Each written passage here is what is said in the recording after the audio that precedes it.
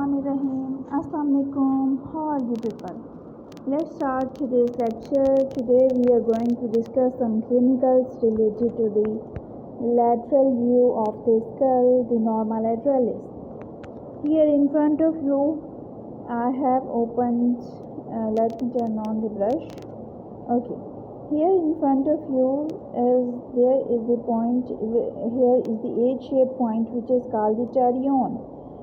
Pterion is the name which we give to this point, the point where the four bones are meeting. The four bones are the, here you can see that the parietal bone, the temporal bone, the sphenoid bone, and the zygomatic bone, and all these bones are uniting and forming this H, and this is the pterion. This point is called the pterion. This point is very important, and that's why I'm making another separate video for this point to clear you.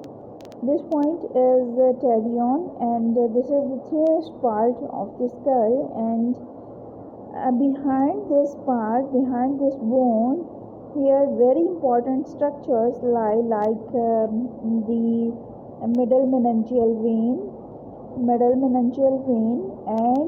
middle meningeal artery.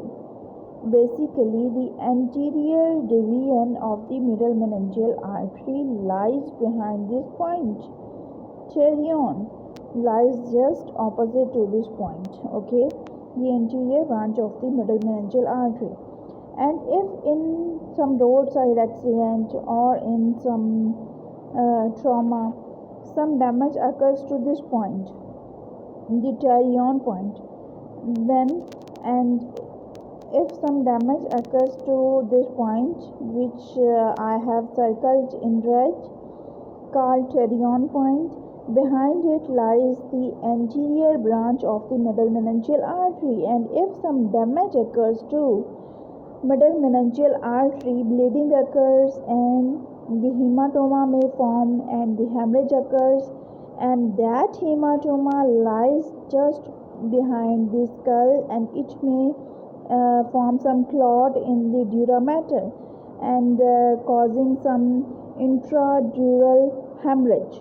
Okay, and the intradural hemorrhage is very important, and it is so severe that it can cause the paralysis even, because if this hemorrhage or the clot formed can compress the part of the brain lying just under it, so the opposite side of the body will go into the paralysis. So this is the point which I was going to tell you. So that's why you should always use a helmet to protect your pterion point, to protect your anterior division of the middle meningeal artery.